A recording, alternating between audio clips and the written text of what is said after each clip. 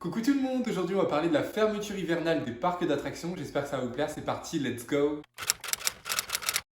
Alors c'est vrai que même s'il y a quelques parcs d'attractions qui ouvrent pendant la période des fêtes de fin d'année, d'autres vont fermer après Halloween pour partir dans une sorte d'hibernation. Et donc on va voir aujourd'hui à travers cette vidéo quelles sont les raisons de ces fermetures et qu'est-ce qui se passe pendant les fermetures hivernales. Alors si ce genre de vidéo vous plaît, n'hésitez pas à me le dire en commentaire ou en mettant un pouce en l'air. Et également n'oubliez pas de vous abonner à la chaîne, ça me ferait extrêmement plaisir. Et activez la cloche de notification pour recevoir une notif à chaque prochaine sortie de vidéo. Donc on commence sans plus tarder. Donc la première raison pour laquelle les parcs d'attractions ferment l'hiver, c'est tout simplement à cause des températures qui sont vraiment basses. En effet, il y a beaucoup d'attractions extérieures qui ne supportent pas en fait le froid, les températures négatives, le gel ou quoi que ce soit. Donc du coup, les parcs préfèrent fermer parce qu'ils ne sont pas équipés face à ce genre de situation. Il y a aussi les attractions aquatiques comme les bûches, les bouées ou les splash battles qui ne peuvent pas ouvrir l'hiver tout simplement parce que les visiteurs n'ont pas envie d'être mouillés alors qu'il fait 4 degrés dehors, ce qui paraît logique. Donc du coup, ça fait encore des attractions qui ne peuvent pas ouvrir pendant les périodes hivernales. Donc il y a beaucoup de parcs d'attractions qui font le choix de fermer l'hiver, soit dès fin septembre ou soit après les vacances de la Toussaint pour ceux qui proposent une saison d'Halloween.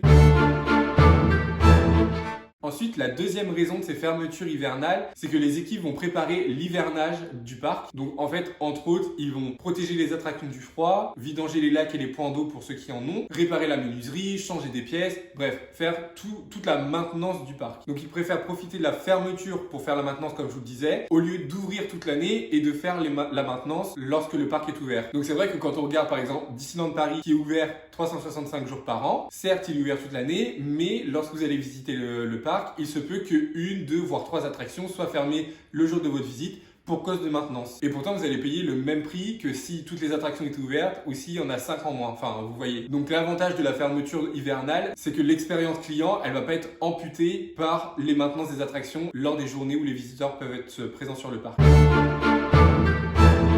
Ensuite, troisième point, ça va être l'impact financier. Donc c'est vrai qu'en fait, quand on se dit que les parcs d'attractions sont fermés pendant 3, 4, 5, voire 6 mois dans l'année, on pourrait croire qu'il y a un réel impact financier négatif à ça, mais en toute réalité, c'est pas forcément le cas étant donné que pour faire tourner un parc, il va falloir une masse salariale hyper chargée, que ce soit pour faire tourner les attractions, les restaurants, les boutiques, la billetterie, l'entretien. Donc en fait, toute cette masse salariale qui n'est pas présente lors des fermetures, c'est un coût énorme que l'entreprise ne fait pas au final. Donc certes, lorsque le parc ferme pendant la période hivernale, il n'augmente pas sa fréquentation, on va dire, et donc le chiffre d'affaires n'augmente pas aussi puisque la fréquentation reste classique. Mais au moins pendant cette fermeture, il y a juste une petite équipe qui travaille sur le parc et qui va faire tous les travaux de maintenance. Et aussi, chose que je voulais rajouter, c'est que lorsque vous êtes ouvert toute l'année, la maintenance certes, vous pouvez la faire lorsque vous fermez une attraction temporairement pendant plusieurs jours, voire plusieurs semaines comme Disney peut le faire. Mais il y a également toute la maintenance qu'il va falloir faire la nuit et donc payer des techniciens de maintenance en horaire de nuit, donc c'est-à-dire les payer plus cher, etc. comme Disney peut le faire également. Donc fermer l'hiver, ça n'a pas d'impact financier négatif forcément comme on pourrait le croire.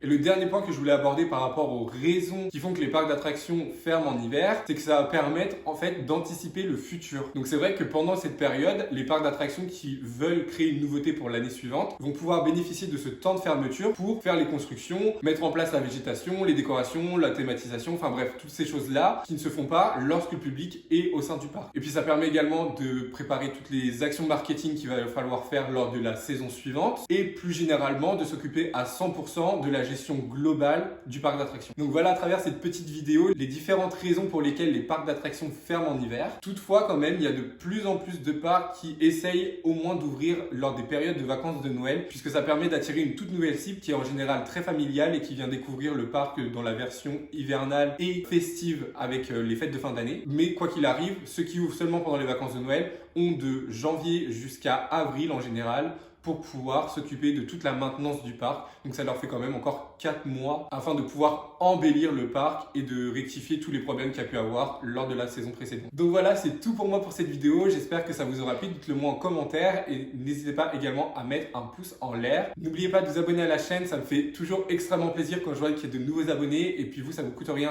juste un clic. Activez la cloche de notification pour recevoir une notification à chaque nouvelle vidéo. Et moi, je vous retrouve dimanche prochain pour une toute nouvelle vidéo. En attendant, prenez bien soin de vous. Bisous.